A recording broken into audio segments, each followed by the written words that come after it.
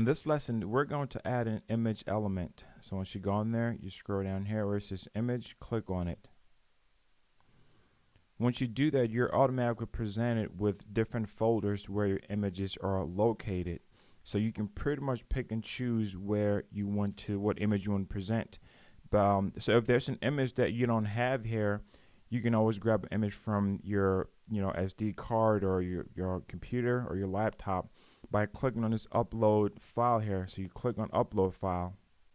Once you do that, you're going to be taken over to another pop-up where you can choose what image that you want to upload on your computer here. So I'm just going to cancel since I have something here. And also you have different folders that you can click on these folders to open those, that you can be able to add more stuff to that. And you can also create a folder. So let's say that you want to create a specific folder for some images that you want to add. You can click here to create a new folder, and then you can put your folder name, Gridbox, and then click on save.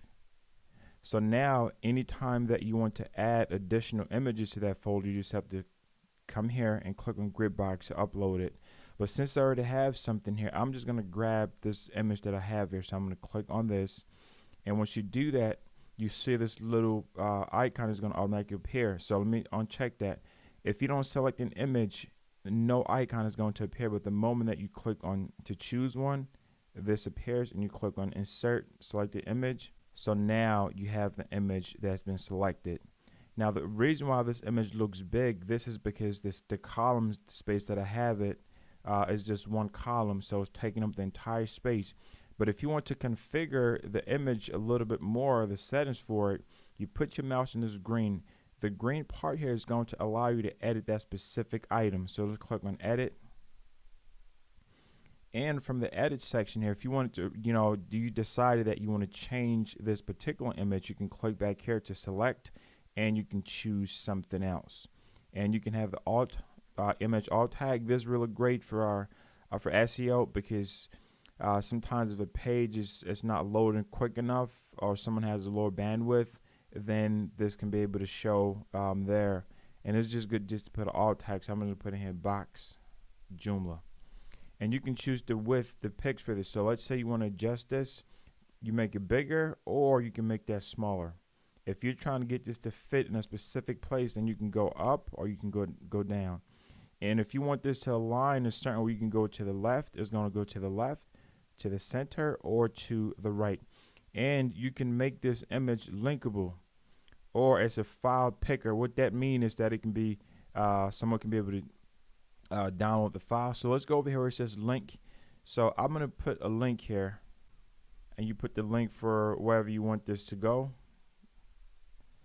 So when someone can be able to click on it. The moment that you put this link on here and you mouse over this, you're going to notice that it has this little hand. So when you click on it, it is going to redirect you to a website. So I clicked on it. The reason it's not redirecting me yet because it's still in editing mode. But you notice that it's going to have that there. So the target, do you want the target to open up in a new window or in the same window? Now I always advise people, if you're linking internally, make sure that the links open up internally. If you're linking to an external website, then you want to make sure you click on new window. What's going to happen is that it's going to open up in a new browser, and it's going to still keep your page on the back. And then the type here is default, and you can have this to download. So once you have this download, then you have to go to the file picker. Then people can be able to, of course, download that way. And then you have another option here for the shadow. So I'm going to make this box just a little bit bigger. So I have another option here for the shadow. So you want to enable it, and you can choose the shadow color. So the light box. What a light box is, it allows you to make that image bigger. So you notice that right now you have that little plus magnifying thing there, like magnifying glass, whatever. So when someone clicks on it, it's going to make that bigger, that image bigger.